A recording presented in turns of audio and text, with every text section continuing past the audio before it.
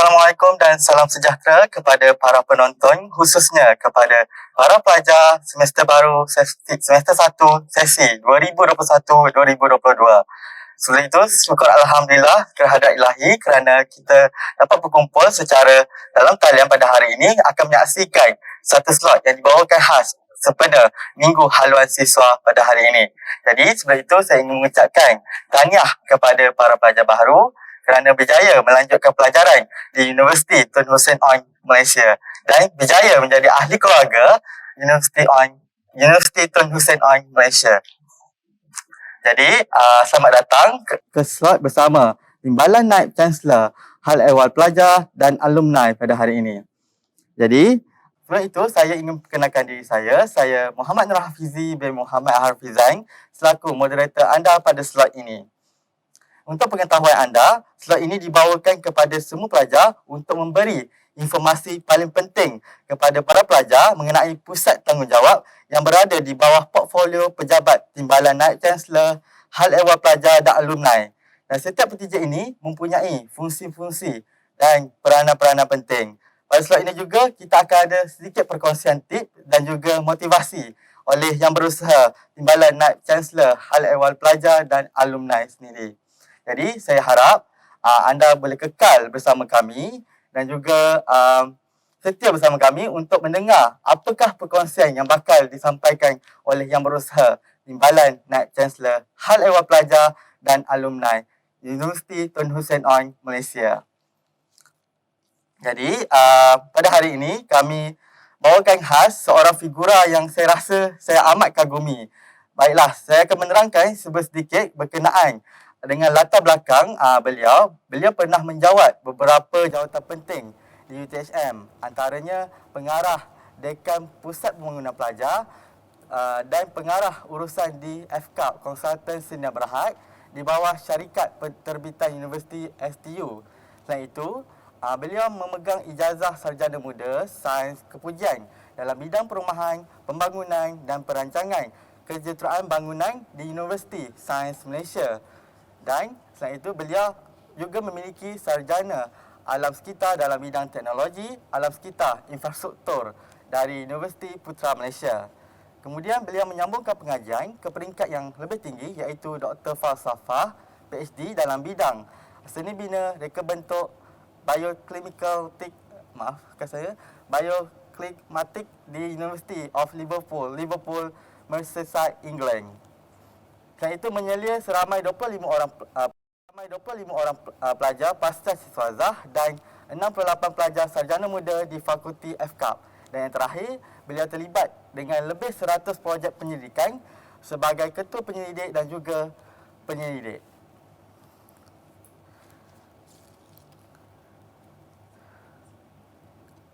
Okey, baiklah. Jadi bersama kita pada hari ini ialah yang berusaha Profesor Madya, Surveyor TS Teknologi Haji Luqman Hakim bin Ismail, merupakan Timbalan Naib Chancellor, Hal Ehwal Pelajar dan Alumni Universiti Tun Hussein On Malaysia. Assalamualaikum Prof, apa khabar? Sihat? Waalaikumsalam warahmatullahi wabarakatuh. Sihat, alhamdulillah. Alhamdulillah sihat Prof. Okey Prof, jadi perbincangan kita pada hari ini adalah lebih kepada santai dan juga casual. Okey, baik Prof. Sebelum kita berbicara berkenaan PTJ ataupun mengemukakan berkenaan dengan PTJ-PTJ yang berada di THM, suka saya nak bertanya kepada Prof. Boleh Prof sharekan sedikit ataupun kongsikan sedikit pengalaman Prof semasa berada di bangku sekolah dahulu? Bangku sekolah jauh. Jauh. Okey, jadi boleh Prof kongsikan, silakan Prof. Bismillahirrahmanirrahim. Alhamdulillahirabbil wassalatu wassalamu ala asyrafil anbiya'i wal mursalin wa ala alihi washabihi ajma'in. Terima kasih saudara Muhammad Nur Hafizi ataupun nama glamour dia Fizi ya. Ya, betul Prof. Okey, dan assalamualaikum juga kepada semua pelajar-pelajar baru kita yang mendaftar di UTHM ni. Selamat datang ke UTHM. Pelajar baru sesi 2021 2022 So saya rasa saya ucapkan tahniah lah. Mungkin masih belum terlambat untuk saya ucapkan tahniah. Okay, jadi berkenaan dengan pengalaman di sekolah. Sebenarnya sekolah ni jauh ni saya nak fikir balik. Sekolah ni kalau saya dulu, saya sebenarnya dilahirkan di Kuala Lumpur. Kuala Lumpur lah, pernah pergi Kuala Lumpur Pernah. Okey. Saya dilahirkan di Kuala Lumpur tetapi saya berasal dari Segamat lah. Segamat, mana atuk saya ni berada di Felda Cemplak. Felda Cemplak. Jadi mak saya dengan ayah saya masa tu dia melanjutkan pelajaran di Universiti Melaya. Jadi bila saya lahir tu saya dihantar ke kampung lah. Okey. Ke kampung tinggal dengan atuk di Felda Cemplak tu lama. Sampai seingat saya sekolah tadika lah. Tadika di sekolah tadika tahu sekolah tadika tahu. Sekarang ada lagi sekolah tadika. Ada Kemar. Okey, saya tadika Felda lah. Kemudian lepas tu baru saya ikut family lah di Segamat. Di Segamat tu saya pertama sekali saya sekolah di sekolah Datuk Wan Idris. Datuk Wan Idris ni sekolah di bandar lah, di bandar Segamat. Dan di situ saya sekolah sampai darjah 3. Darjah 3 sebabnya ayah saya masa tu mengajar di sekolah sebelah, sekolah Sekwa Segamat. Situ sampai darjah 3 memang takutlah masa tu sekolah. Cikgu memang garang masa tu. Memang garang. Kita tak macam zaman sekarang lah. Masa tu memang kita kena jerit je lah dengan cikgu. Kadang-kadang nak pergi bilik air nak minta izin pergi bilik air pun takut. Sebab punyalah garang cikgu masa tu. So alhamdulillah boleh survive lah kan. Tapi lepas tu saya berpindah rumah. So jadi saya pun pindah sekolah lah. Saya pindah di Kampung Jawa. Dulu tu duduk di Tahang Rimau. Tahang Rimau ni ada sikit kalau daerah Segamat tu utara bandar lah. So yang ni lebih kepada dekat sebelah selatan sikit lah daripada bandar Segamat tu. So di Kampung Jawa, di situ saya sekolah di Sekolah Kebangsaan Kampung Jawa lah sampai darjah 6. Kat situ saya memang betul-betul berkawan dengan orang kampung lah. Kawan orang kampung, mandi sungai, mancing parit, semua saya buat lah masa tu. Mungkin you all zaman sekarang ni, yalah budak-budak zaman sekarang saya tak tahulah, mungkin banyak main dengan gadget kan. Betul. Saya masa tu banyak main dengan benda-benda yang kita jumpa lah, kita buat. Kita masuk hutan ke, masuk kebun ke, kita tebang pokok, buat kayu hoki kan. Kita jumpa papan-papan, kita paku-paku jadi kereta tolak macam tu, main tolak-tolak macam tu lah zaman dulu. Tu di sekolah rendah lah. So kemudian saya sambung sekolah di sekolah menengah Datuk Bentara Dalam. Datuk Bentara Dalam sampai tingkatan 3 Sampai tingkatan 3 yalah di kampung kan kita banyak main lah daripada belajarnya masa tu. Jadi kita sekolah bila masuk sekolah menengah tu baru mula sedar tentang akademik ni. Sebab tu kita start mula fokus lah. Saya mula fokus sebenarnya di sekolah menengah. Form 1, Form 2, Form 3 masa tu pergi sekolah naik basikal. Bukan macam sekarang ni dekat pun parent hantar kan. Zaman kita orang masa tu ada yang jalan kaki, ada yang kayuh basikal. Tak ramai lah yang naik bas. So jadi masa tu saya kayuh basikal lah. Saya kayuh basikal sampai tingkatan 3. Lepas tu saya result keputusan dulu SRP dia panggil Sijil Rendah Pelajaran. Sekarang panggil apa? PT3 PT3 lah. Ada lagi PT3 sekarang? PT3 ada. Ada lagi Cuma IPS saja dimasukkan. So lepas tu saya masuk ke sekolah menengah Sains Muar lah. Saya dapat masuk ke sekolah menengah Sains Muar 2 tahun sehingga SPM. Kat situ itu dua asrama lah. Kalau di Datuk Mentara tu saya berulang alik di rumah. So saya ada pengalaman duduk di luar, bergaul dengan semua orang. Dan kemudian saya ada pengalaman duduk di asrama, bergaul dengan kawan-kawan yang sebaya lah. Macam tu lebih kurang. So di sekolah menengah Sains Muar tu 2 tahun. Kemudian baru saya masuk matrikulasi lah. Matrikulasi dulu di universiti, bukan di pusat matrikulasi. So begitulah pengalaman saya di sekolah tu. Memang dulu kita memang sangat hormat pada guru kan. Sebab cikgu-cikgunya pun memanglah cikgunya memang garang pun dia lah. Tapi kita takut pun ya, hormat pun ya. Dua-dua. Tapi degil tak degil juga. Okey. Okey, baiklah. Okey, itulah perkongsian pengalaman yang berusaha NC HEPA Universiti Tun Hussein Onn Malaysia berkenaan pengalaman beliau semasa di bangku sekolah.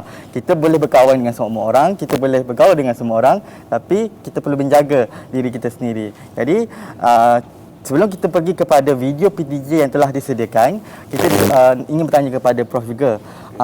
Terdapat juga beberapa PTJ yang berada di bawah HEPA sendiri. Boleh Prof ceritakan sedikit secara pintas lalu apa PTJ dan berapa PTJ berada di bawah HEPA itu sendiri?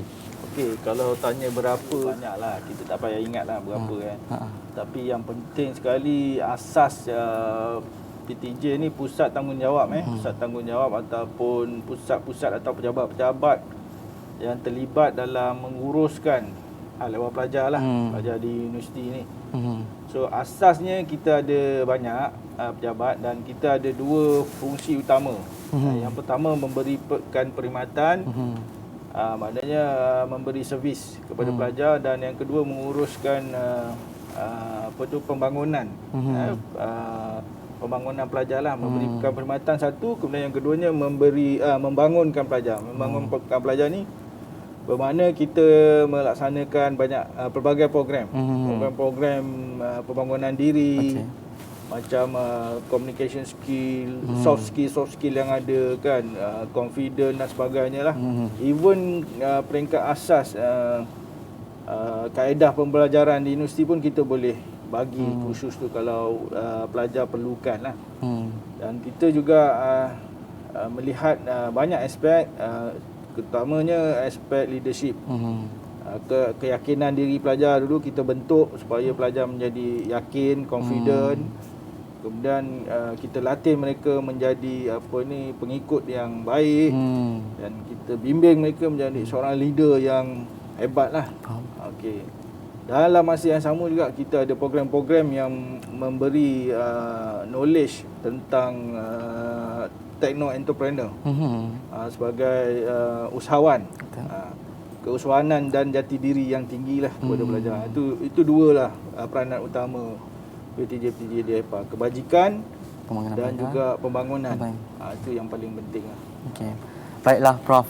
Terima kasih atas penerangan sepintas lalu berkenaan PTJ yang berada di bawah HEPA. Sekarang ni kita saksikan satu sudutan video berkenaan 5 PTJ yang berada di bawah HEPA. Sama-sama kita saksikan. Assalamualaikum warahmatullahi wabarakatuh. Saya Dr. Muhammad Arif bin Agam, Pengarah Pusat Pembangunan Pelajar, beserta para staf saya terdiri daripada Dr. Sledi, Dr. Emidia dan Dr. Khalid serta staf yang lainnya, mengucapkan syabas kepada pelajar UTHM kerana anda telah memilih sebuah universiti yang mengutamakan perkembangan pelajar.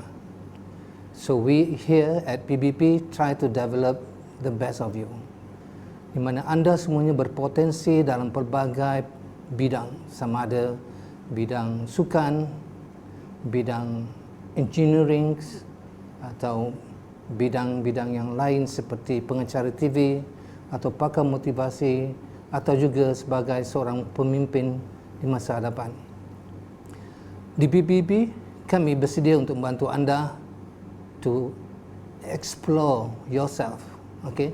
Maksudnya, kami membantu anda untuk eksplorasi potensi diri anda. You are the best, and we are also the best place for you to explore your potentials, terutama dalam potensi diri anda dalam pelbagai ruang lingkup potensi diri seperti kemahiran berkomunikasi, kemahiran dalam membuat analisa, kemahiran dalam interpersonal, dan semua kemahiran ini dimiliki oleh semua pelajar. Cuma bila pendedahan yang kurang, maka kita mungkin tidak dapat mengeksplorasi bakat yang kita miliki.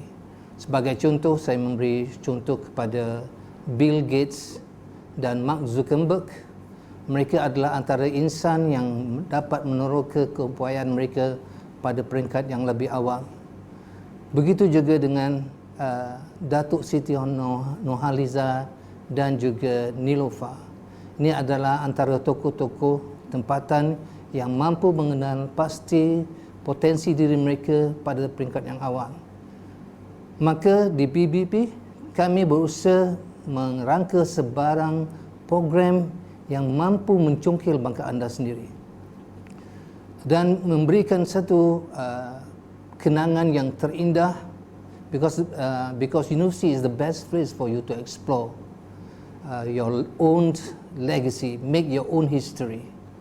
Maksudnya di sinilah, di universiti inilah adalah saat-saat terindah dalam hidup anda. Maka eksplorasilah sebaik mungkin yang mampu bukan sahaja membentuk diri anda untuk pada masa hadapan, juga memberikan anda potensi yang terbaik untuk diri anda. Dengan itu kami akan membantu anda dalam pelbagai program seperti program keusahawanan, program inovasi atau program mengenal pasti bakat atau program seperti job seek. Di sini semua program-program itu adalah direncanakan untuk anda semua. Jadi anda boleh menghubungi kami untuk sebarang program-program yang akan membantu anda mengeksplorasi potensi diri anda sendiri. Dengan itu kami akan mengucapkan motto kami, iaitu we help you to discover the best of you. Can we make it one? 1, 2, 3. We help you to discover the best of you. Sekian, terima kasih. Okay, Assalamualaikum dan selamat sejahtera. Nama saya Dr. Nasuha bin Saudi, Pengarah Teknologi Usahawan Pelajar Universiti Tun Hussein on Malaysia. Pertama-tama sekali saya mengucapkan selamat datang, tahniah kepada pelajar-pelajar baru di UTHM. Yang pertama adalah Pusat Teknologi Usahawan adalah terbagi pada dua fungsi. Yang pertama adalah di bawah Ketua Jabatan Teknologi Usahawan. Yang kedua adalah keusahawanan sosial. Yang mana yang pertama, pusat ini adalah merancang ataupun menyelaraskan aktiviti pelajar sama ada melibatkan teknologi usahawan, yang mana melibatkan inovasi dan juga teknologi. Yang keduanya adalah melibatkan keusahawanan sosial, yang mana yang terdapat di komuniti kita lah, di sekitar Pedaja ataupun di luar. Yang keduanya adalah menjalankan program-program keusahawanan bagi pelajar universiti yang melibatkan kursus-kursus keusahawanan kursus-kursus keusahawanan di peringkat Universiti Tun Hussein Malaysia dan juga Kementerian Pengajian Tinggi. Yang ketiga, kita menjelaskan aktiviti pembangunan keusahawanan kepada pelajar-pelajar kita dengan pihak-pihak luar lah, yang melibatkan komuniti, melibatkan IKS, kemudian melibatkan pihak swasta ataupun IPT yang lain. Kemudian Pusat Teknologi Usahawan juga kita memberi khidmat nasihat kepada pelajar-pelajar kita supaya menceburkan bidang dalam keusahawanan semasa dalam pengajian. Kemudian kita juga menyediakan latihan-latihan berkaitan dengan keusahawanan supaya pelajar kita kompeten apabila melaksanakan keusahawanan di Universiti Tun Hussein on Malaysia. Kemudian dalam pada itu juga pada masa ini KPT, Kementerian Pendidikan Tinggi telah melancarkan dasar keusahawanan negara dan juga pelan tindakan keusahawanan tahun 2021 hingga 2025, yang mana mendedahkan kepada pelajar supaya menjalankan aktiviti perniagaan ataupun keusahawanan di peringkat UTHM semasa dalam pengajian. At least apabila pelajar-pelajar ini menceburkan diri, dia akan mendapatkan ataupun memberi peluang kejayaan baru kepada mereka apabila mereka bergraduan kelak. Antara aktiviti yang kita jalankan setakat hari ini, kita telah menjalankan program Jom Berniaga Sambil Belajar, kemudian Sembang Niaga, klinik keusahawanan. Kemudian kita ada Shopee Mall program, seminar keusahawanan, kemudian melibatkan keusahawanan sebagai kerjaya. Itu antara program-program yang kita jalankan kepada pelajar-pelajar kita lah. Okay, pada tahun 2021, UTHM telah melancarkan visi dan hala tuju baru, Global Technopreneur University 2030 di peringkat universiti kepada semua staf dan juga pelajar, yang mana bidang keutamaan adalah kepada teknopreneur melibatkan inovasi dan juga teknologi lah di peringkat universiti. Yang kedua adalah melibatkan technical entrepreneur, yang mana student-student kita diberikan pendedahan ataupun peluang job on campus, memberi peluang kepada pelajar terlibat dengan keusahawanan di dalam universiti. Antara bidang yang diberikan adalah teknologi drone, 3D printing, Internet of Things, IoT, Technical and Vocational Education Training, TVET. Yang kedua adalah melibatkan kursus-kursus entrepreneur di peringkat universiti. Melibatkan kursus latihan keusahawanan, pitching program dan juga pertandingan keusahawanan. Harapan saya kepada semua mahasiswa dan pelajar-pelajar UTHM yang baru supaya involve ataupun terlibat dengan program keusahawanan di peringkat universiti.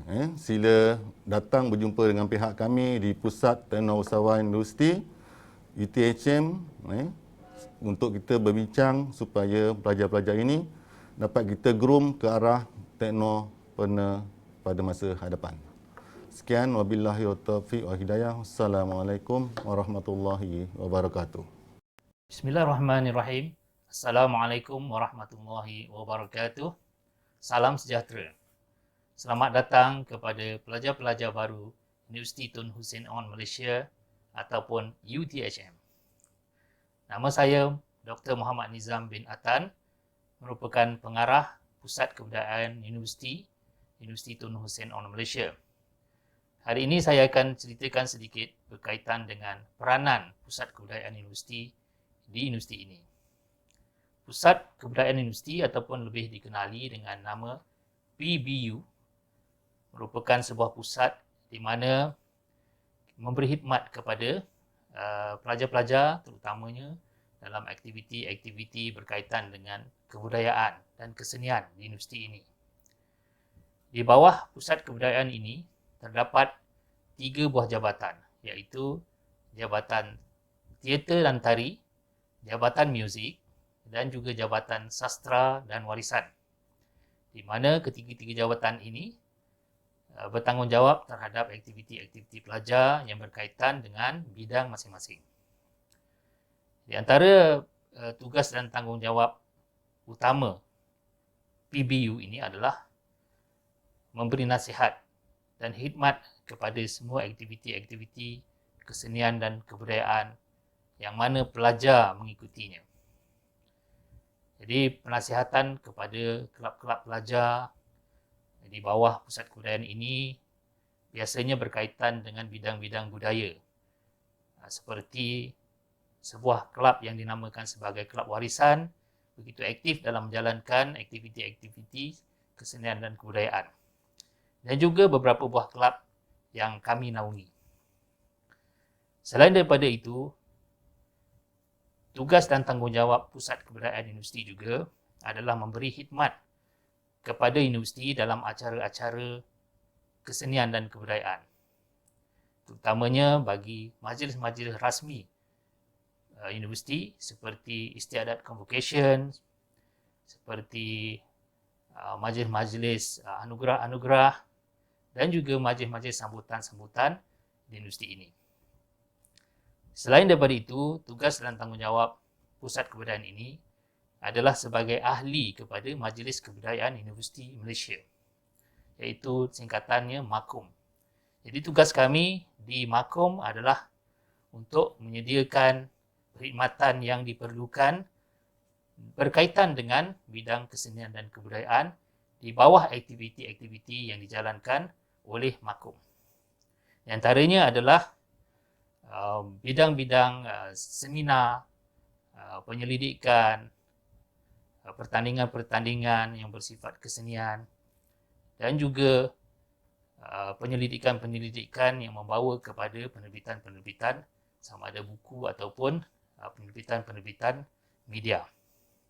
Selain daripada itu, tugas kami di sini adalah memastikan bahawa semua pelajar-pelajar yang ingin mendalami ilmu kesenian ataupun kebudayaan hadir ke pusat kami untuk kami latih dan kami sediakan untuk pertandingan ataupun untuk menyertai mana-mana program di bawah pusat kami ataupun di bawah kelolaan Kementerian Pengajian Tinggi. Selain daripada itu, kami banyak menjalankan program-program kebudayaan dalam bentuk fizikal, iaitu bengkel, seminar, persembahan sama ada di dalam ataupun di luar negara. Di era pandemik ini pun juga kami menjalankan program-program bersifat webinar secara atas talian. Persembahan ataupun penerbitan lagu-lagu juga banyak kami jalankan, dan selain daripada itu tugas kami adalah untuk bersama dalam masyarakat dalam membangun dan melestarikan budaya setempat. Jadi khidmat kepakaran kami banyak kami salurkan kepada pelajar dan juga masyarakat terutamanya di negeri Johor ini. Jadi sebenarnya pusat kebudayaan ini sangat membuka pintu kepada semua pelajar-pelajar untuk hadir dan mempunyai bakat yang besar untuk kami didik dan juga latih menjadi seorang pelajar yang berjaya, bukan hanya dalam akademik, bahkan dalam added value-nya, iaitu sahsiah diri melalui seni dan budaya. Jadi sekali lagi saya ucapkan tahniah dan terima kasih kepada anda semua. Silalah datang ke pusat kebudayaan kami untuk bersama-sama kami memajukan universiti dan juga seterusnya kepada negara. Sekian, terima kasih. Assalamualaikum warahmatullahi wabarakatuh. Assalamualaikum warahmatullahi wabarakatuh dan salam sejahtera kepada pelajar baharu. Saya Azli Bakudin, pengarah Pusat Sukan UTHM. Bila kita sebut pasal sukan, sudah mestinya pejabat saya punya fungsi. Pejabat Pusat Sukan, kita ada dua fungsi utama. Yang pertama, melakukan aktiviti pelajar, melaksanakan aktiviti pelajar, merancang untuk kompetensi pelajar. Yang kedua adalah pengurusan fasiliti sukan. Jadi, datanglah ke Pusat Sukan. Kan, berbagai-bagai aktiviti utama kita ada. Setiap tahun, kita ada kejohanan sukan antara fakulti, sukan antara kediaman dan juga sukan-sukan utama. Kan? So, pelajar baharu, selamat datang ke UTHM. UTHM, boleh. Bismillahirrahmanirrahim. Assalamualaikum warahmatullahi dan salam sejahtera. Pertama, saya mengucapkan tahniah dan selamat datang kepada semua pelajar baharu Universiti Tun Hussein On Malaysia. Jika UTHM adalah pilihan pertama untuk anda semua, saya ucapkan tahniah kerana mendapat pilihan pertama. Tetapi jika pilihan kedua, ketiga atau seterusnya, jangan bersedih. Masih lagi tahniah. Anda semua sebenarnya sangat bertuah dapat masuk ke UTHM. Kenapa bertuah? Saya akan beritahu selepas ini. Dengarkan perkongsian saya. Baik, nama saya Muhammad Saufi bin Kamarudin. Saya kini adalah pengarah Pusat Kemajuan Kerjaya dan Alumni, iaitu PKKA UTHM. PKKA UTHM sebelum ini dikenali sebagai Pusat Kemajuan dan Hubungan Alumni yang ditubuhkan pada 2008.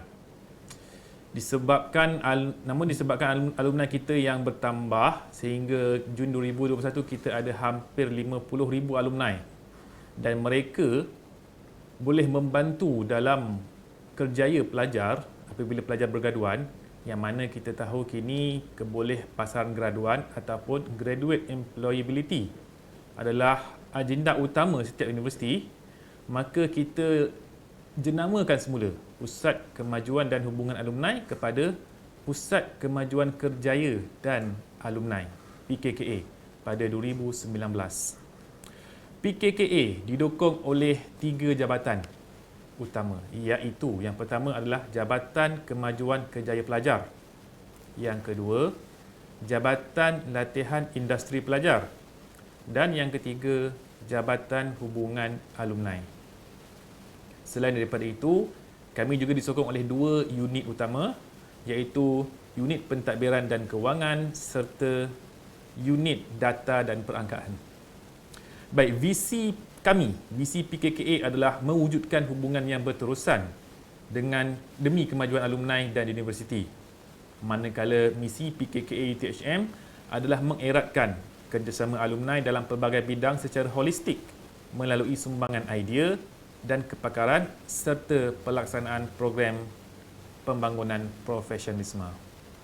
Antara program utama yang dianjurkan ataupun program utama di bawah PKKA adalah Job Center at UTHM, yang mana Job Center ini diselaraskan oleh Jabatan Kemajuan Kerjaya Pelajar. Ia merupakan satu one-stop center ataupun satu hub untuk peluang-peluang kerjaya, peluang-peluang latihan industri dan juga iklan-iklan pekerjaan yang kita kumpulkan daripada industri dan juga dari alumni kita sendiri, yang mana ia memberi peluang kepada pelajar bagi mendapatkan tempat latihan industri, tempat kerjaya selepas graduan dan seterusnya. Selain daripada itu, Jabatan Kemajuan Kerjaya Pelajar juga melatih pelajar dari segi career profiling. Kita ada kursus resume attack, yang mana kita gilap resume pelajar dan juga kita buat juga interview, temu duga mock interview bagi persediaan ke arah kerjaya. Jabatan Latihan Industri pula memfokuskan kepada latihan industri sama ada inbound atau outbound. Outbound bermaksud pelajar UTHM melaksanakan latihan industri di luar UTHM, manakala inbound pula adalah kita menerima pelajar daripada luar dan melaksanakan latihan industri di dalam UTHM. Maka Jabatan Latihan Industri Pelajar ini menguruskan kedua-dua jenis latihan industri ini. Dan yang ketiga, Jabatan Hubungan Alumni memperkasakan hubungan antara universiti dan alumni, di mana kita ada Global Alumni Network UTHM ataupun GAN. Dan Global Alumni Network ini memberi fokus kepada kita membantu alumni, terutama mereka yang masih belum bekerja, dan kepada alumni yang telah berjaya, mereka boleh membantu UTHM dan juga pelajar UTHM ini bagi membina kerjaya mereka. Baik, tadi saya katakan mengapakah anda semua bertuah, bukan? Kerana mengikut statistik 2020, graduate employability atau kebolehpasan graduan UTHM berada pada paras 94.6%, iaitu paras yang sangat membanggakan. Oleh itu, anda semua bertuah dan saya ucapkan saya ucapkan semoga anda berjaya dalam pelajaran anda. Terima kasih.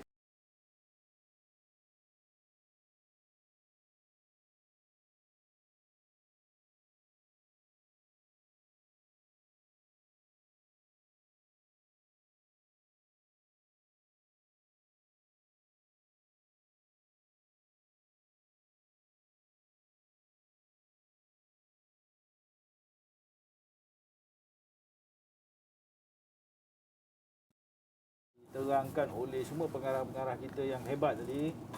Dan sebenarnya semua pelajar yang masuk UTHM ni pun sebenarnya di kalangan pelajar-pelajar yang hebat, Fizi. Ya. Mereka semua ni ada bakat-bakat yang terpendam, ada juga yang bakat-bakat memang telah terserlah.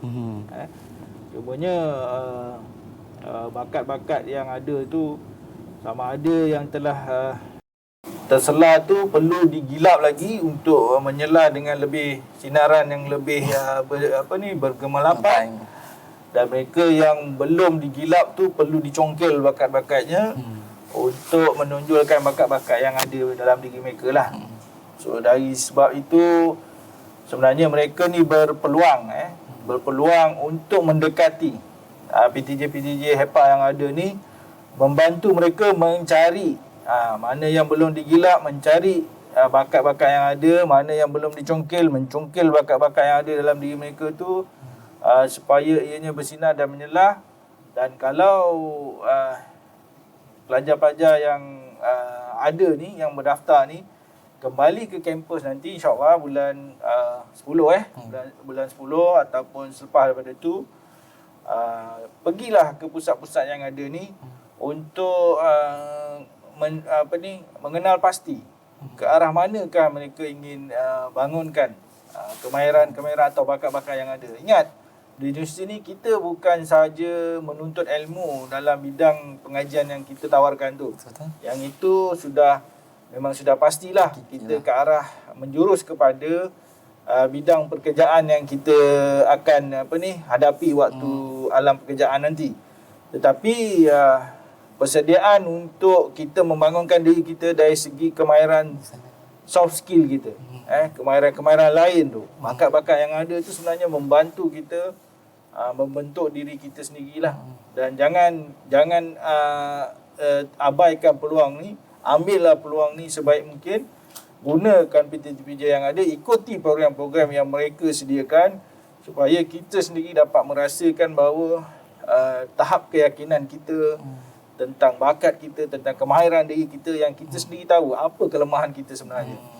Dan kalau kita tak menghubungi mereka ataupun mendampingi mereka, kita tak dapat ketahuilah potensi kita sampai ke mana. Kita tak tahu had kita sampai satu tahap yang mana satu. Jadi bila kita bersama mereka, kita ikuti program-program mereka, insya-Allah kita akan pergi lebih jauh lagi lah.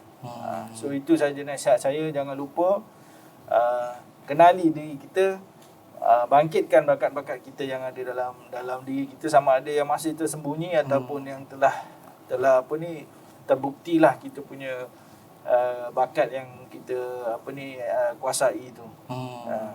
Itu saja Fizi, terima kasih.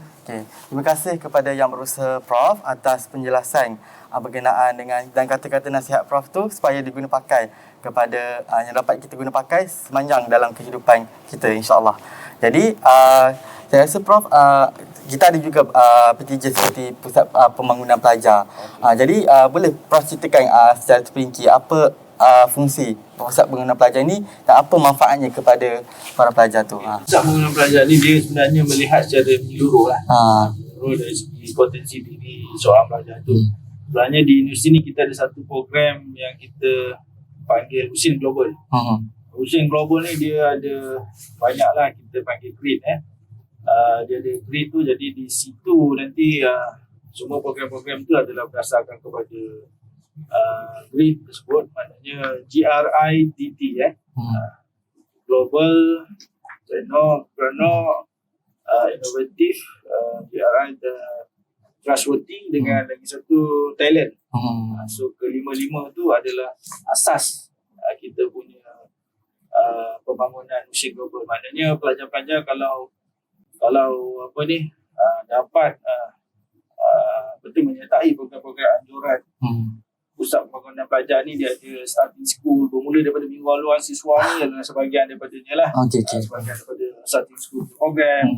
Kemudian dia ada program-program lain tentang intermediate school. Maknanya itulah pembangunan-pembangunan yang saya sebutkan tadi tu. Dan akhirnya nanti ialah di fasa yang ketiga ialah dipanggil finishing school. Finishing school ni lebih kepada menjurus ke arah penglibatan kita dengan industri. Dan itu lebih kepada macam penyediaan resume, penyediaan kita bagaimana menghadapi alam pekerjaan dan sebagainya. Dan itu sebenarnya yang dilihat secara menyeluruh oleh Pusat Pembangunan Pelajar lah. Okay, baik Prof. Itu apa yang dikatakan Pusat Pengenalan Pelajar. Jadi kita lihat tadi banyak PTJ, antaranya Pusat Teknologi Usahawan Pelajar. Jadi macam Prof cakap sendiri, sekarang ni pelajar lebih suka untuk mohon kepada usahawan. Jadi mungkinlah sedikit berkenaan apa peluang-peluang ataupun apa peranan Pusat Teknologi Usahawan Pelajar ni yang boleh diberikan kepada para pelajar itu Prof. Okey, sebenarnya apa pun bidang yang kita ceburi, bidang mechanical, electrical, civil ataupun apa sajalah, akhirnya nanti kita akan menuju kepada techno-entrepreneur. Dan teknologi yang perlu dibangunkan lah, inovasi dan sebagainya. Itulah lebih kepada tujuan kita bangunkan universiti teknikal ni. Supaya kita melihat elemen-elemen teknologi ataupun teknikal yang ada lah di pasaran. Dan graduan-graduan kita setakat ini bukan kita sediakan hanya untuk menjadi seorang pekerja. Okey. Maknanya bekerja di mana-mana syarikat yang ternama dan sebagainya.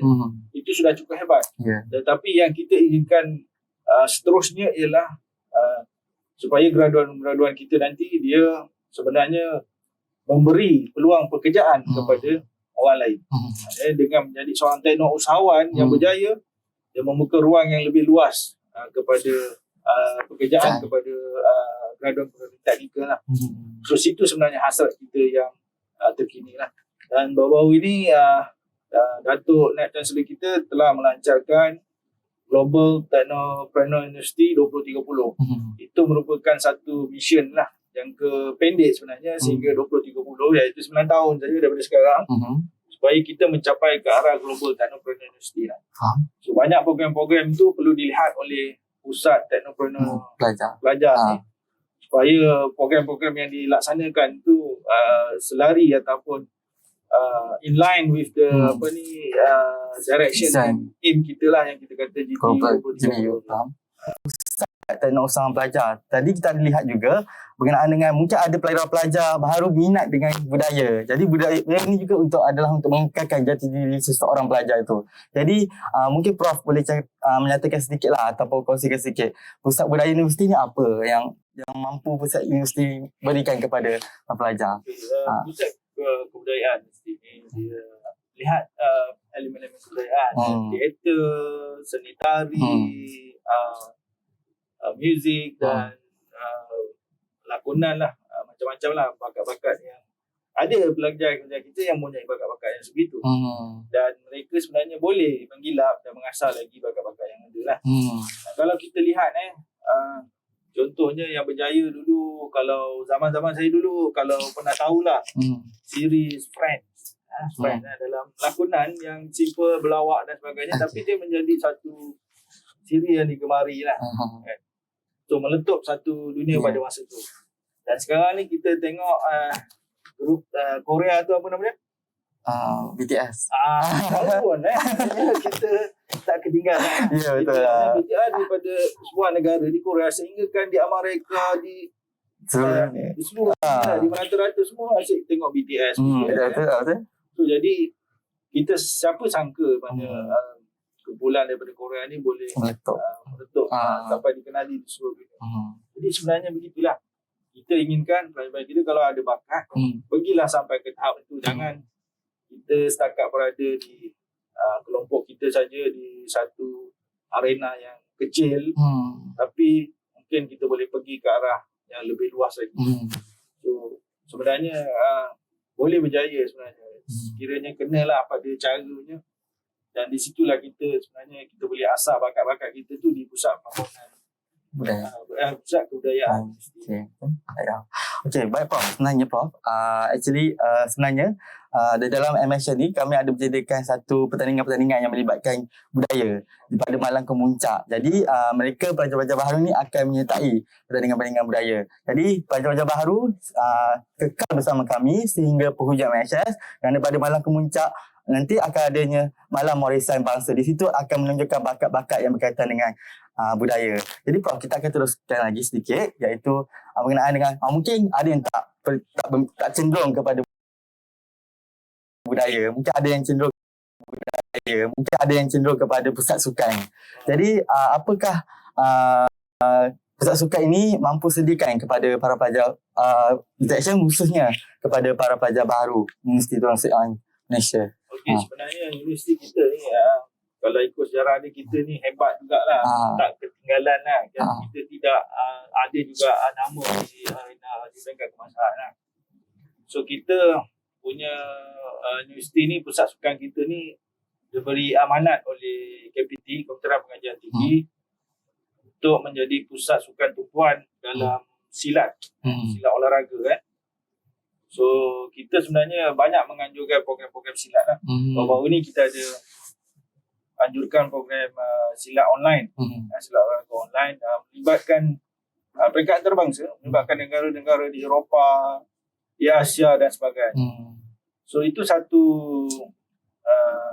kita nama satu kejayaan lah kepada universiti. Dan sebenarnya kalau pelajar-pelajar kita tak mengambil peluang ni untuk turut serta, saya percaya mereka ni ada yang Bakat. terlibat dalam silat. Silat ni je dah banyak pecahan dia kan. Betul. So mungkin di universiti ni boleh teruskan lah untuk menceburi dalam bidang silat. Sebenarnya sukan ke kebudayaan ke tadi tu sebenarnya dia melatih kita untuk menjadi lebih yakin, lebih confident bila kita berada di hadapan di khalayak ramai.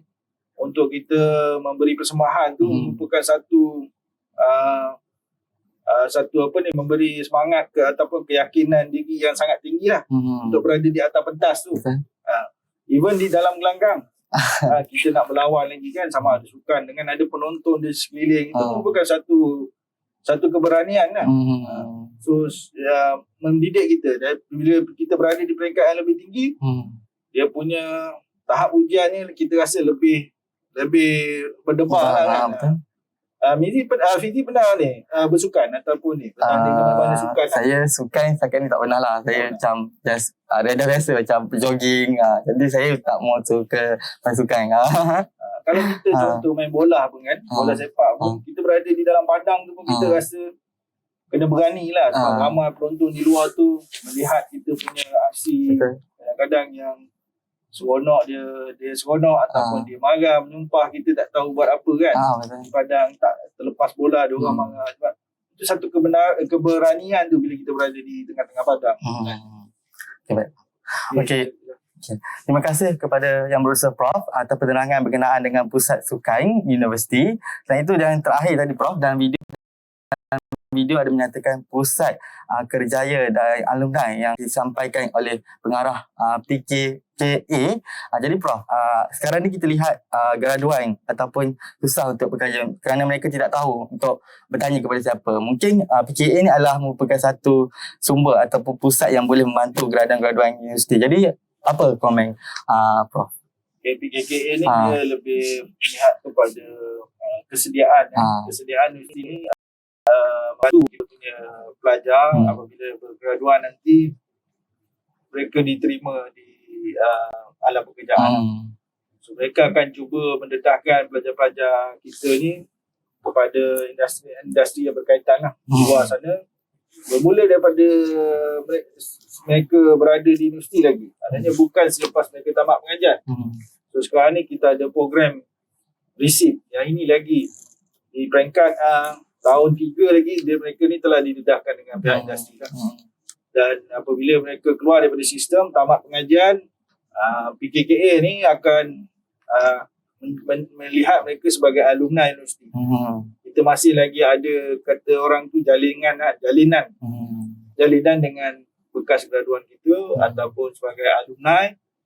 Mereka ni masih lagi dihubungi mungkin untuk membantu universiti, bantu pelajar-pelajar yang ada pada masa tertentu dan juga sebagai kita punya duta di luar lah, supaya graduan-graduan kita yang keluar nanti boleh di-channelkan ataupun dihubungkan dengan mereka yang telah bekerja di industri lah. Ada graduan-graduan kita ataupun alumni kita yang terlibat dalam industri sebagai pengusaha dan sebagainya yang berjaya, dan di situlah pentingnya mereka ni membantu kita pula. Itulah. Okay, terima kasih kepada Yang Berusaha Prof. Kita telah lihat berkenaan dengan 5 P3J pertama. Sekarang ni kita saksikan pula 4 cerita video yang disediakan pihak Urus Setia Minggu Haluan Siswa. Ayo kita saksikan. Assalamualaikum dan salam hormat. Selamat datang diucapkan kepada semua pelajar baharu ke Universiti Tun Hussein On Malaysia UTHM. Saya Hawa Omar, Pengarah Pejabat Hal Ehwal Pelajar UTHM Kampus Induk Parit Raja, mewakili semua staf pejabat HEP mengucapkan setinggi-tinggi tahniah serta mengalu-alukan kedatangan semua pelajar ke universiti. Untuk makluman semua pelajar, Pejabat HEP merupakan salah satu pusat tanggungjawab yang menjadi tunjang utama dalam menyediakan perkhidmatan kepada pelajar sepanjang pengajian di universiti. Antara perkhidmatan yang disediakan adalah: pertama, pengurusan kebajikan dan kesejahteraan pelajar. So dalam konteks ini, pasukan kami akan berusaha sedaya upaya untuk membantu pelajar dalam kategori berkeperluan dalam aspek pengurusan pinjaman PTPTN atau JPA, pengurusan biasiswa, tuntutan insurans dan hairat pelajar, permohonan peranti dan pelan data pelajar, surat jaminan hospital serta bantuan-bantuan lain seperti dana ihsan, food bank siswa dan Sabil Al-Hikmah. Seterusnya ialah pengurusan pengangkutan pelajar. Ini merupakan perkhidmatan yang sangat penting di universiti, khususnya kepada pelajar yang tidak mempunyai kenderaan sendiri. Dalam aspek pengangkutan pelajar, pejabat kami menyelaras permohonan serta perkhidmatan kenderaan bagi bas kitaran dalam universiti serta pergerakan bas keluar universiti bagi menjalankan aktiviti pelajar yang telah diluluskan oleh universiti. Pada ketika ini, universiti menyediakan perkhidmatan pengangkutan secara percuma kepada semua pelajar. Seterusnya ialah pengurusan aktiviti pelajar. Dalam perkara ini, pejabat HEP menyelaras permohonan penganjuran aktiviti pelajar yang dilaksanakan oleh badan-badan organisasi pelajar seperti badan-badan beruniform, kelab dan persatuan pelajar dan majlis kepimpinan kolej-kolej kediaman. Pada ketika ini, terdapat 65 badan organisasi pelajar yang telah berdaftar di universiti. Sehubungan itu, sekiranya pelajar berminat untuk menganjurkan atau terlibat dalam aktiviti di universiti, silalah berdaftar sebagai ahli dalam mana-mana badan organisasi pelajar yang bersesuaian. Seterusnya ialah pengurusan kewangan aktiviti pelajar. So dalam konteks ini, pejabat HEP merupakan pihak yang menguruskan proses pembelian, pembayaran dan tuntutan bagi aktiviti pelajar. Jika terdapat sebalang persoalan berkaitan dengan pengurusan kebajikan dan kesejahteraan pelajar, pengurusan pengangkutan pelajar, pengurusan aktiviti pelajar dan pengurusan kewangan pelajar, silalah berurusan dengan pegawai-pegawai di Pejabat Hal Ehwal Pelajar yang sedia membantu. Sebelum mengakhiri, saya berharap agar semua pelajar mengambil kesempatan semaksimal yang mungkin untuk terlibat secara aktif dalam universiti, sama ada menerusi sesi pengajaran dan pembelajaran maupun aktiviti core curriculum. Saya mendoakan agar semua pelajar berjaya di dalam bidang yang diceburi serta menamatkan pengajian dengan cemerlang. Akhir kata, mahasiswa kreatif berkukuh daya saing. Semoga berjaya. Terima kasih. Bismillahirrahmanirrahim. Assalamualaikum warahmatullahi wabarakatuh. Alhamdulillahi rabbil alamin. Wassalatu wassalamu ala asyrafil anbiya wal mursalin. Wa ala alihi wa ashabihi ajmain. Rabbi syrah li sadri wa yassir li amri. Wahlul uqdatan min lisani yafqahu qawli. Ilahi anta maqsudi wa radaka matlubi. A'tini mahabbataka wa ma'rimataka. Saya adalah Dr. Zulkifli bin Ta'ad, pengarah Pusat Kesihatan Universiti Tun Hussein On Malaysia. Saya telah bertugas di Pusat Kesihatan Universiti bermula pada 16 Jun 2003 sehinggalah sekarang. Pusat Kesihatan Universiti mula beroperasi pada tahun 2002. Pada ketika itu, ianya hanya dianggotai oleh seorang jururawat dan beberapa staf yang bekerja secara sambilan. Saya datang ke Pusat Kesihatan Universiti pada ketika itu dikenali sebagai Pusat Kesihatan Mahasiswa pada 16 Jun dan kemudian seorang lagi pegawai perubatan menganggotai Pusat Kesihatan Universiti pada 1 Julai tahun yang sama. Pada ketika itu hanya ada 4 orang staf dan alhamdulillah kita terus berkembang. Nama pun bertukar daripada Pusat Kesihatan Mahasiswa kepada Pusat Kesihatan Universiti dan nama ketua atau atau orang yang bertanggungjawab kepada pusat ini diubah pada asalnya daripada Ketua Pusat Kesihatan Mahasiswa kepada Pengarah Pusat Kesihatan Universiti. Jadi kami memberikan perkhidmatan kepada warga universiti, termasuklah pelajar, staf, keluarga staf dan juga ibu bapa staf.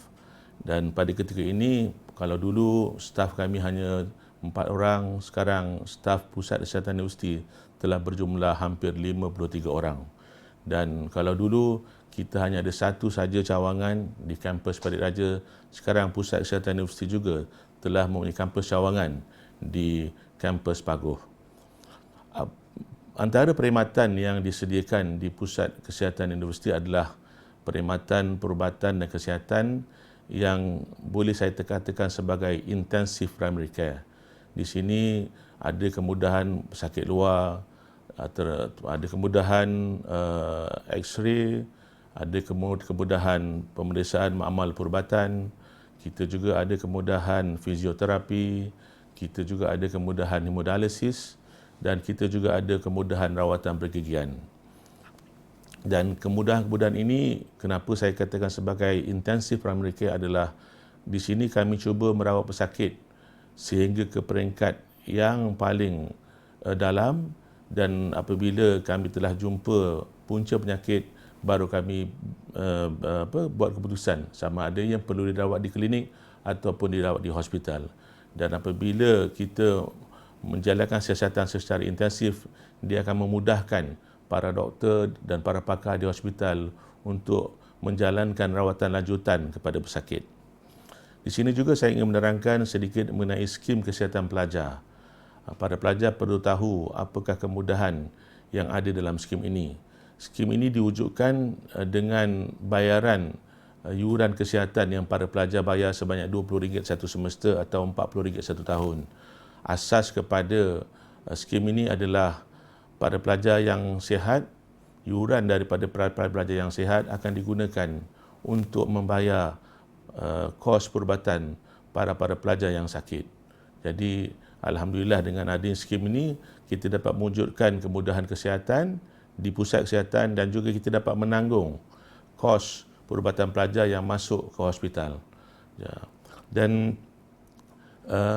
dalam skim ini khusus untuk dirawatan pesakit luar, kita benarkan pelajar dapat rawatan di PKU, dan untuk di hospital bagi setiap kali kemasukan, kos rawatan tidak melebihi RM3,000 dan untuk setahun tidak melebihi RM10,000. Dan akhir daripada saya, para pelajar, sila pastikan diri anda telah cukup 2 dos vaksin COVID-19 dan telah tamat tempoh matang sebelum datang ke kampus untuk memulakan pembelajaran. Itu saja, sekian. Wassalamualaikum warahmatullahi wabarakatuh. Assalamualaikum warahmatullahi wabarakatuh. Selamat datang ke Pusat Kaunseling Universiti atau lebih mesra dipanggil PCU. Saya Dr. Nursyad binti Daud, Pengarah Pusat Kaunseling Universiti dan juga merupakan salah seorang pegawai psikologi di PCU. Menjadi pelajar universiti memang mencabar dan memberi pelbagai tekanan seperti kaedah pembelajaran, sosial, peribadi, pengurusan masa, pengurusan diri dan macam-macam lagi. Namun, para pelajar jangan bimbang kerana dengan moto kami mesra membantu kerahsiaan terpelihara, kami akan tetap bersama anda. Untuk pengetahuan anda, PCU UTHM diurus takbir oleh seramai 8 orang staf yang terdiri daripada 4 orang staf pentadbiran serta 4 pegawai psikologi. Assalamualaikum warahmatullahi wabarakatuh dan salam sejahtera. Saya Dr. Asfal Laila binti Abdullah, pegawai psikologi kanan daripada Pusat Kaunseling Universiti Tun Hussein On Malaysia. Assalamualaikum warahmatullahi wabarakatuh. Saya Syahrul Nizam Luqman, merupakan pegawai psikologi di Pusat Kaunseling Universiti. Assalamualaikum dan salam sejahtera. Saya Muhammad Khairullah bin Muhammad Syari, pegawai psikologi Pusat Kaunseling Universiti. Selain daripada perkhidmatan kaunseling, PCU juga melaksanakan program-program berbentuk motivasi untuk membimbing pelajar mempersiapkan diri menjadi pelajar kelas pertama yang terbaik. Program-program psikologi pula membantu meningkatkan penghargaan diri pelajar, motivasi, personaliti dan potensi pelajar agar mereka menjadi lebih produktif. PCU UTHM terletak di Blok 15 atau lebih dikenali sebagai bangunan Job Center at UTHM. PCU UTHM menyediakan fasiliti dan kemudahan untuk kesejahteraan emosi pelajar seperti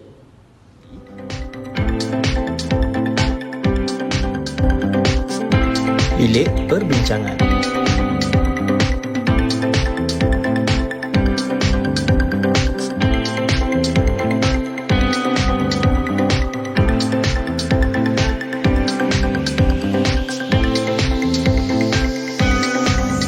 Di bilik perbincangan yang selesa ini, kami turut menyediakan dua ruangan sudut, iaitu ruangan muzik terapi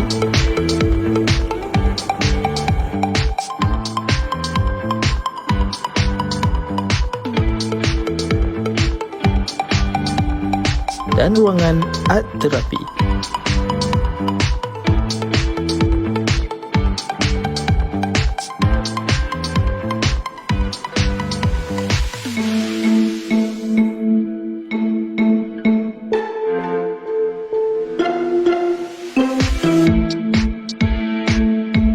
Antara fasiliti yang turut disediakan oleh PCU UTHM ialah anjung terapi. Di sini, kami turut menyediakan ruangan terapi buat anda dengan kemudahan seperti kerusi urut di samping hiasan dan bilik yang selesa. Yang terakhir, PCU UTHM juga turut mempunyai sebuah bilik latihan yang diberi nama Bilik Latihan Al-Ghazali.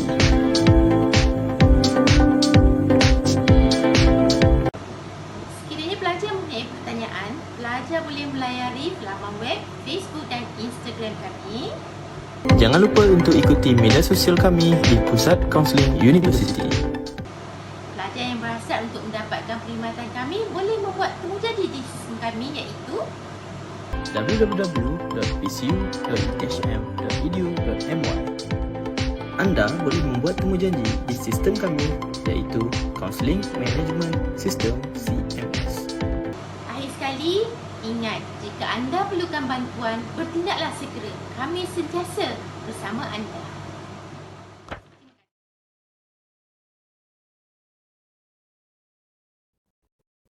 Bismillahirrahmanirrahim. Assalamualaikum warahmatullahi wabarakatuh dan salam sejahtera. Saya Ahmad Rizal bin Mada, merupakan pengarah Pusat Perumahan Pelajar ataupun dikenali sebagai PRP. Pertamanya saya ingin ucapkan selamat datang kepada pelajar ke UTHM. Tahniah kerana telah berjaya menyambung pelajaran di UTHM. Untuk makluman pada pelajar, Pusat Perumahan Pelajar adalah merupakan pusat tanggungjawab di universiti yang bertanggungjawab dalam mengurus dan menyelaraskan penginapan pelajar ataupun dikenali sebagai kolej-kolej kediaman UTHM. Untuk makluman pelajar juga, UTHM mempunyai 7 buah kolej kediaman iaitu 4 buah di kampus Parit Raja dan 3 buah di kampus Cawangan Pagoh. Kolej kediaman akan diketuai oleh pengetua kolej kediaman dan akan dibantu dengan staf pentadbiran kolej kediaman dan juga fellow-fellow kolej kediaman.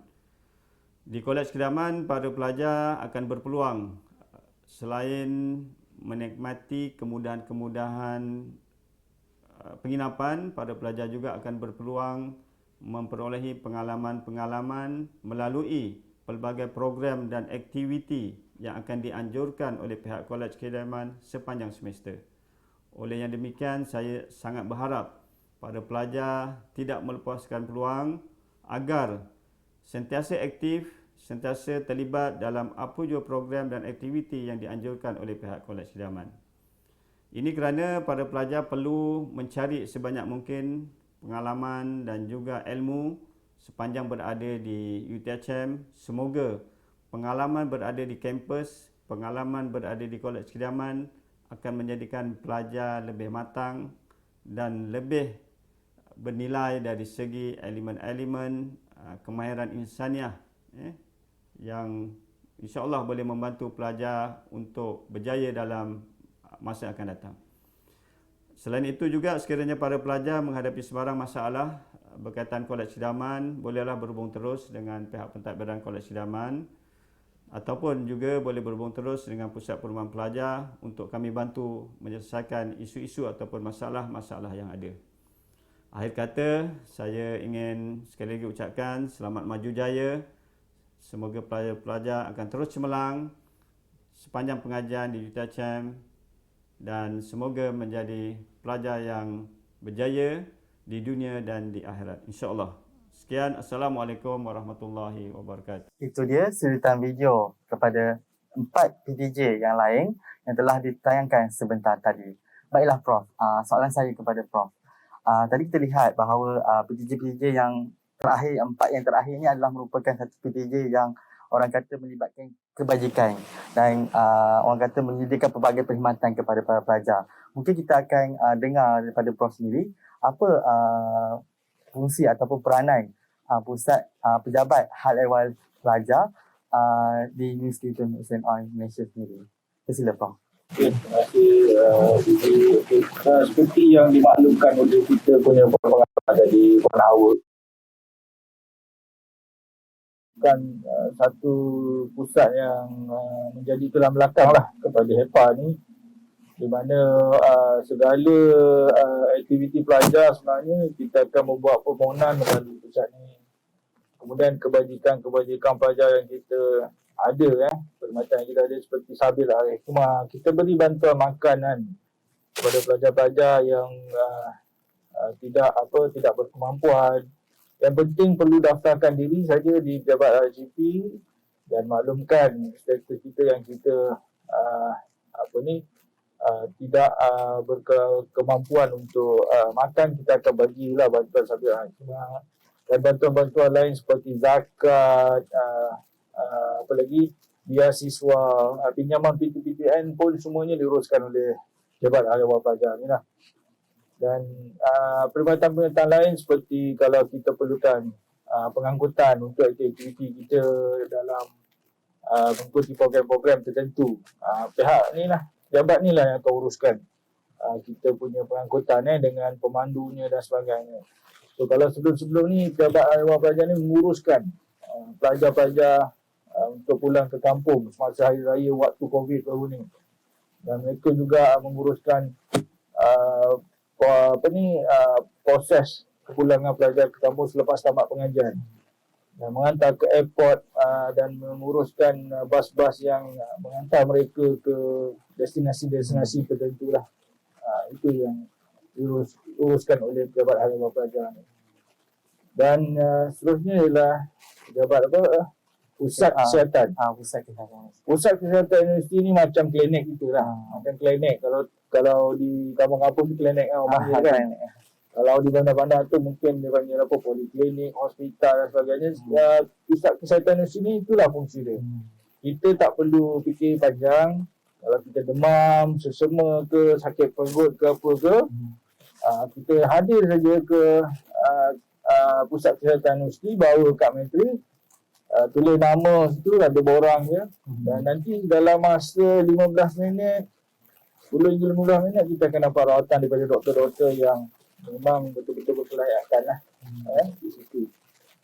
Dan kalau kita nak buat RTK testing ke apa semua kan, swab test tu pun kita boleh buat di sini lah. X-ray, perkhidmatan X-ray pergigian pun ada di Pusat Kesihatan Universiti. Mungkin yang lebih-lebih itu mungkin ada dikenakan bayar sikit, tapi yang lain yang asas tu tak perlu bayar lah. Datang, bawa kad matrik, kita dah dapat kita punya rawatan dan perkhidmatan yang diperlukan. Itu di Pusat Kesihatan Universiti. Seterusnya ialah Pusat Kaunseling, Pusat Kaunseling Universiti. Dan ni apabila kita stres, kita ada masalah, kita rasa dah penat dah study ni tapi tak skor-skor juga apa masalah pening tu tahu tadi dah macam terbuat-buat ni tadi tapi tak skor-skor juga. So, kalau ada masalah macam ni, kita dah mula rasa stres, tertekan dan sebagainya, datang ke Pusat Kaunseling ni. Kita ada sesi, kita boleh luahkan apa masalah kita, apa yang telah kita buat, kenapa tak jadi-jadi. Kita luahkan kepada kaunselor. Kaunselor kita ni insya-Allah dia boleh mendengar dan membantu Dan kalau rasa kita perlu mengikuti program-program yang tertentu yang disediakan oleh pusat kaunseling ni, kita akan dicadangkan lah. So kita akan pilih slot mana yang sesuai, kita boleh join. So, jadi jangan risau. Kalau kita rasa tertekan, rasa stres, apa saja masalah yang kita rasa, siapa kita nak mengadu, datang ke pusat kaunseling. InsyaAllah kita akan bantu melalui pusat kaunseling. Kita ada kaunselor-kaunselor yang berdaftar dengan berdaftar dengan ni lah, pusat kaunselor lah, negara ni lah. Mereka adalah profesional. Kemudian seterusnya ialah PRP pusat perumahan pelajar. Pusat perumahan pelajar ni dia menguruskan semua kolej-kolej kediaman yang ada. Kita ada 3 di Pagoh dan 3 di Pahit Raja, serta 1 yang berada di luar kampus lah, iaitu Kolej Perwira. So semuanya di bawah perhatian pusat perumahan pelajar ni.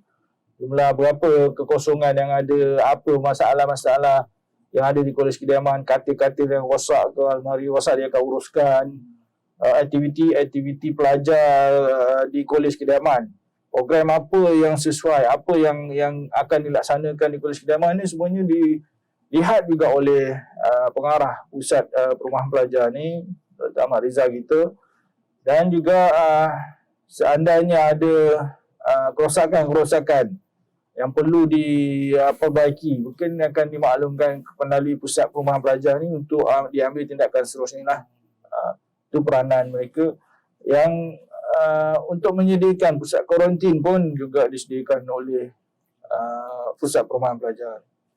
Dan mereka juga menguruskan asrama di luar, pelajar-pelajar yang tak ada asrama tu di bawah pusat tanpa asrama, yang untuk UTHM lah, pusat tanpa asrama yang pejabatnya berada di kampus bandar tu, di situ pun di bawah pusat perumahan pelajar. So itu sajalah yang saya dapat kongsikan, dan telah banyak diterangkan oleh pengarah-pengarah tadi juga. Dan insyaAllah apa saja masalah, insyaAllah kita boleh bantulah melalui HEPA ni. Okey, kita dah lihat ke-99 video PTJ sebentar tadi, dan juga maklumat ditambah oleh Yang Berusaha Prof berkenaan PTJ-PTJ yang berada di bawah HEPA. Sekarang ni kita beralih pula kepada segmen motivasi, iaitu okey Prof, saya nak bertanya kepada Prof. Apakah pengalaman ataupun pengalaman kampus Prof? Saya tengok tadi latar belakang Prof belajar sehingga ke Liverpool. Jadi boleh tak Prof kongsikan sedikit pengalaman kampus Prof belajar di institut pengajian tinggi di dalam negara dan juga di luar negara? Okey, sila Prof. Terima kasih. So saya belajar di 3 universiti. Universiti yang pertama tu Universiti Sains Malaysia. Universiti Sains Malaysia ni saya masuk di sana melalui program matrikulasi. Matrikulasi maknanya lepas SPM saja terus kita masuk matrikulasi USM, matrikulasi sains. So dekat sana tu kita belajar subjek-subjek sains lah. So peringkat awal tu saya ditempatkan, dia ada matrikulasi 1 dan 2 lah.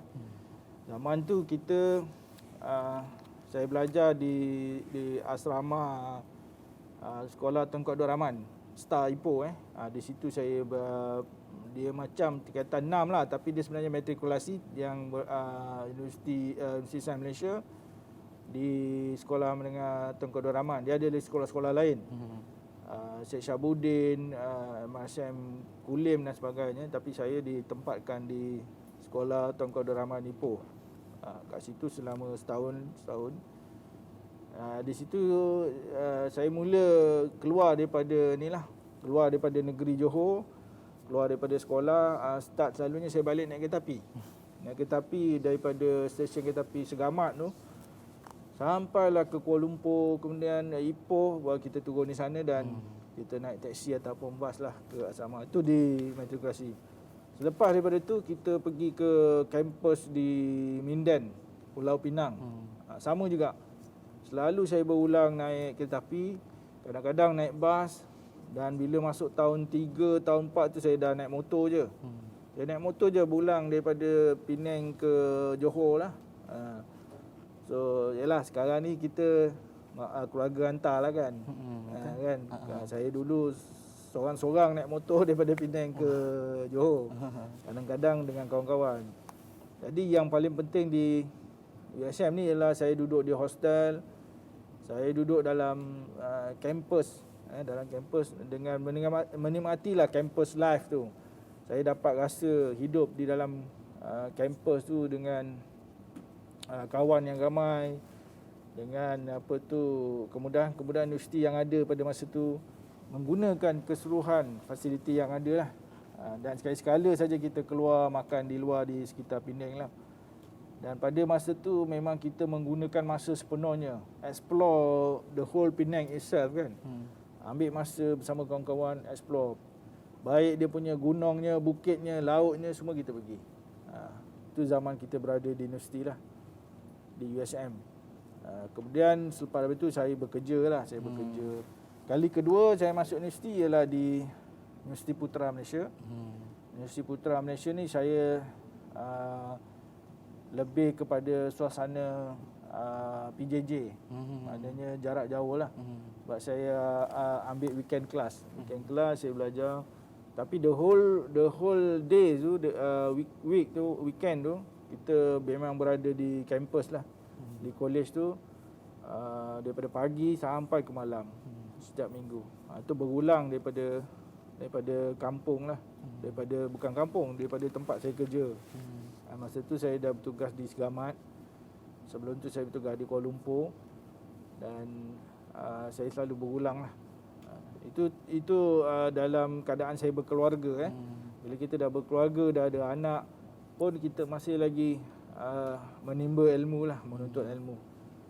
Kemudian yang seterusnya ialah bila saya dah bertugas di universiti ni, pada tahun 2000 saya masuk universiti ni, 2000. Masa tu dengan UTHM, UTHM masa tu dengan belum lagi ada, cuma dia dengan UTM. Dan pada tahun 2003 saya menyambung pengajian di Universiti Liverpool lah. Itu satu pengalaman yang baru. Kita belajar di luar negara dengan keluarga kan, anak dan isteri. Anak masa tu dah 3 orang. Anak dah 3 orang, kecil-kecil lagi. So diorang ni semua masuk ke sekolah sana lah. Sekolah di England tu, di Liverpool tu. Dan isteri saya juga belajar sama lah. Isteri saya belajar, cuma dia bidang lain. Pun sama-sama buat PhD. Masa tu memanglah dalam keadaan anak kecil-kecil, suami isteri belajar di perantauan, kita cuba menyesuaikan diri lah, kita cuba survive di sana. Dan saya sebenarnya pada masa saya berada di Liverpool, bukan kami saja, maknanya ada juga pensyarah-pensyarah daripada universiti lain, daripada UTM, UKM, UM, semua belajar di Liverpool. Dan kebetulan saya pada tahun yang kedua tu, saya dilantik sebagai penghulu. Penghulu di Liverpool. Penghulu di Liverpool ni dia perlu menjaga kebajikan lah. Kebajikan pelajar-pelajar Malaysia ni. Yang undergrad ni sama ada tajaan JPA, tajaan MARA dan tajaan-tajaan lain lah.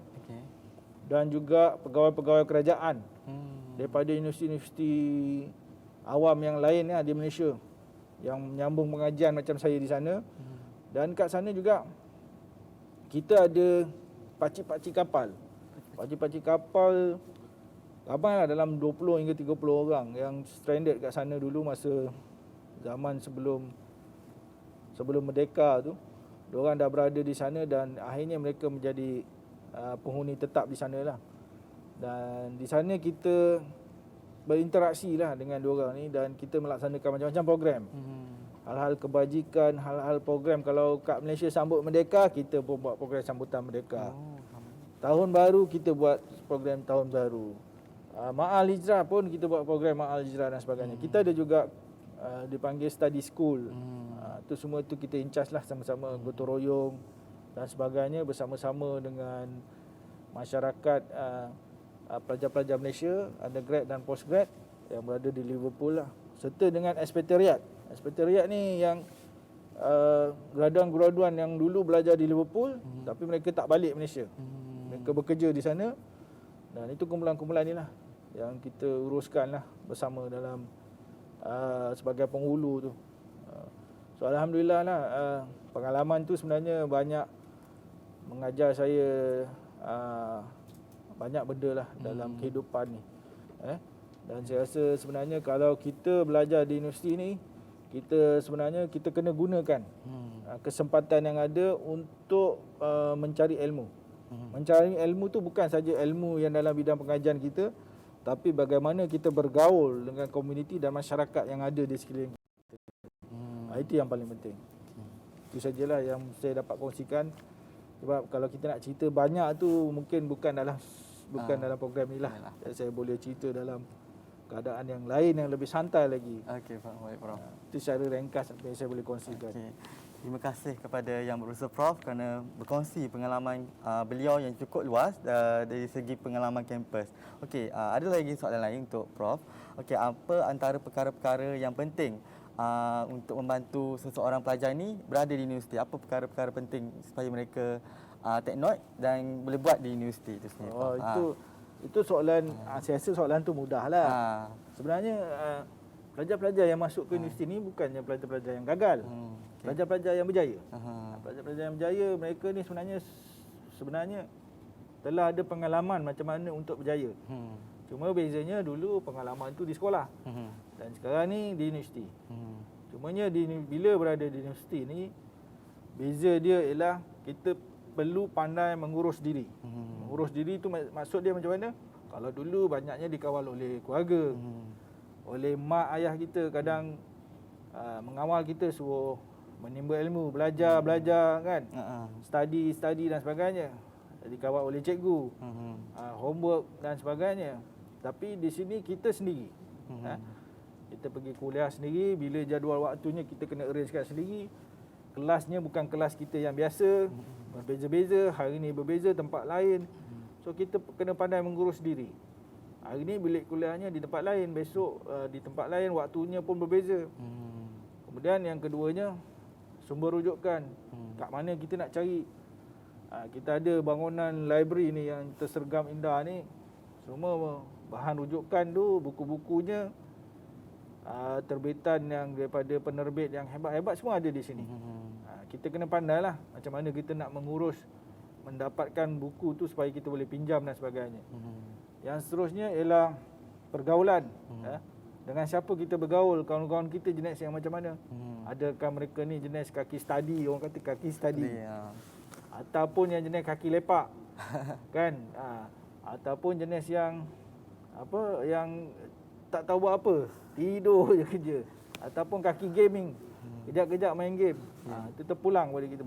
Bagaimana kita nak mengagihkan masa, jadual belajar kita tu macam mana. Di situ yang paling penting lah.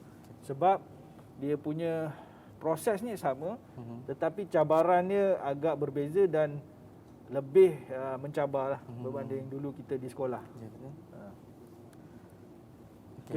Okey, terima kasih kepada Yang Berusaha Prof. Ada lagi juga soalan lain yang saya ingin tanyakan. Mungkin setiap orang ada tips tersendiri. Mungkin Prof boleh kongsikan tips-tips semasa berada di universiti ini, Prof. Silakan Prof. Sorry. Tak apa Prof. Okey, pertama sekali yang kita kena ada dalam diri kita ni ialah disiplin. Apa saja yang kita nak buat kena ada disiplin. Memang kita ni manusia biasa, sifat malas tu memang ada. Bohong kalau kita kata kita tak ada sifat malas. Tapi kita kena menguasai diri kita sendiri. Kita kena ada disiplin, kita tahu bila sampai masa untuk kita belajar, kita belajar. Bila sampai masa untuk pergi kuliah, kita pergi kuliah.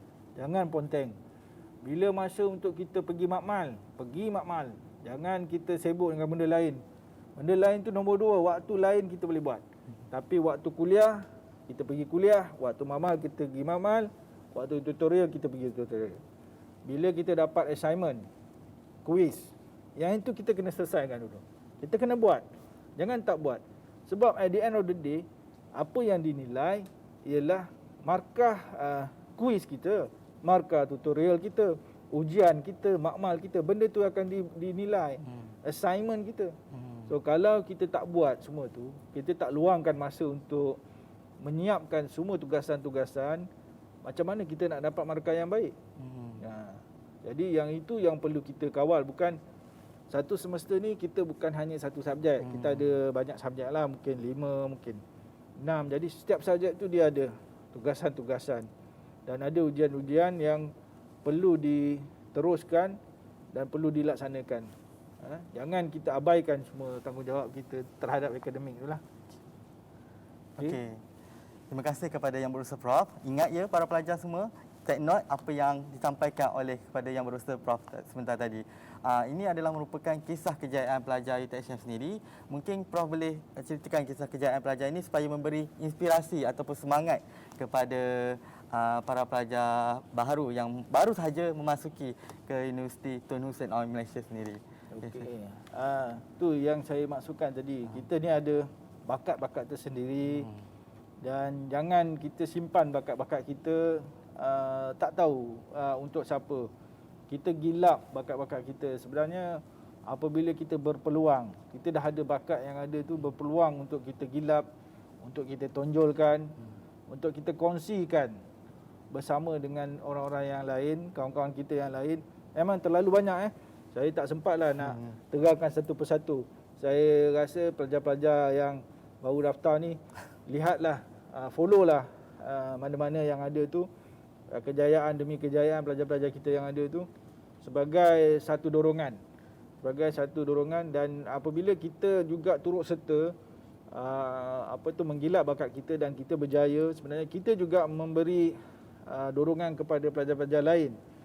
Bukanlah kita untuk dijadikan contoh, tapi sekurang-kurangnya memberi keyakinan kepada mereka bahawa setiap usaha yang kita lakukan itu akan membuahkan hasil.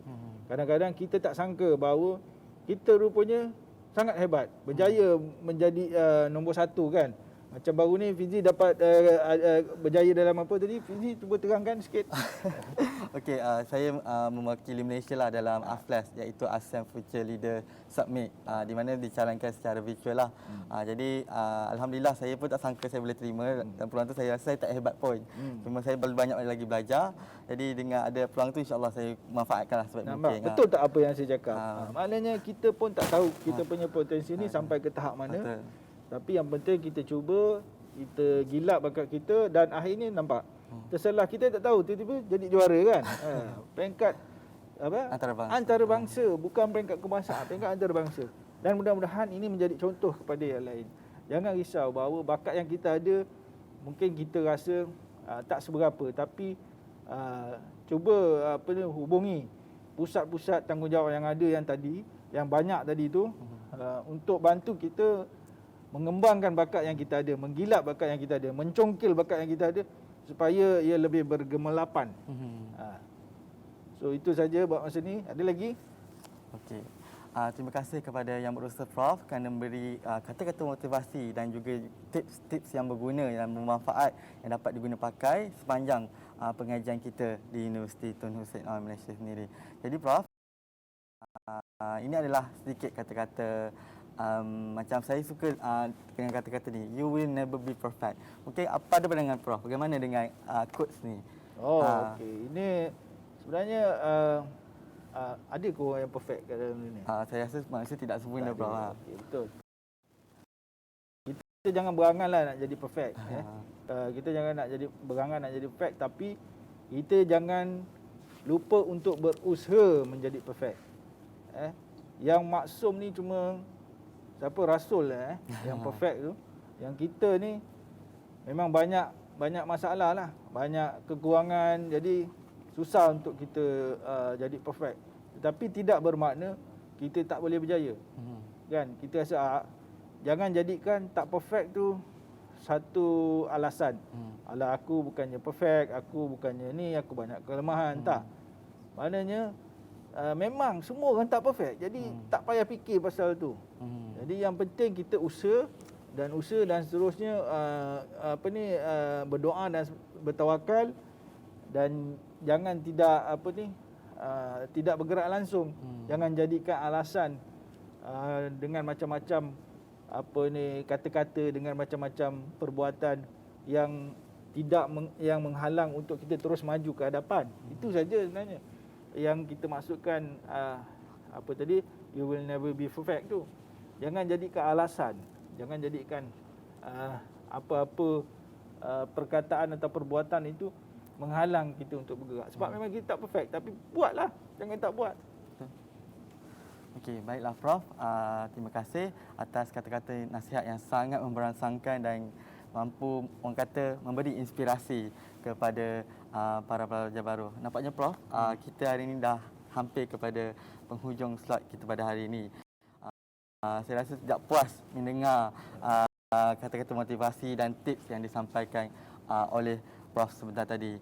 Tidak lupa untuk saya mengucapkan ribuan terima kasih kepada Profesor Madya Surveyor Teknologis Dr. Haji Luqman Hakim bin Ismail, Timbalan Naib Chancellor Hal Ehwal Pelajar Universiti Tun Hussein On Malaysia, kerana sudi hadir pada hari ini memberi sedikit perkongsian dan menerangkan berkenaan dengan latar belakang pada hari ini. Jadi sebelum tu saya ingin memberi sedikit pengumuman di mana jadi minta pelajar-pelajar untuk keluarkan phone sekarang.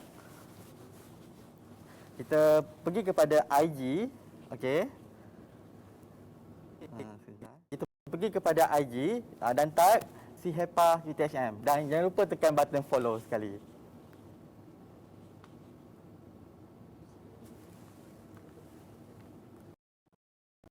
Okey, jadi saya kira dah follow.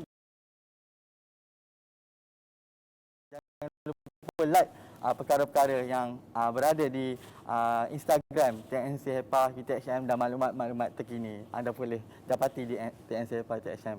Saya kira itu sahaja daripada saya. Moderator anda Harfizi Harfizan, semoga maju jaya. Sekian, terima kasih.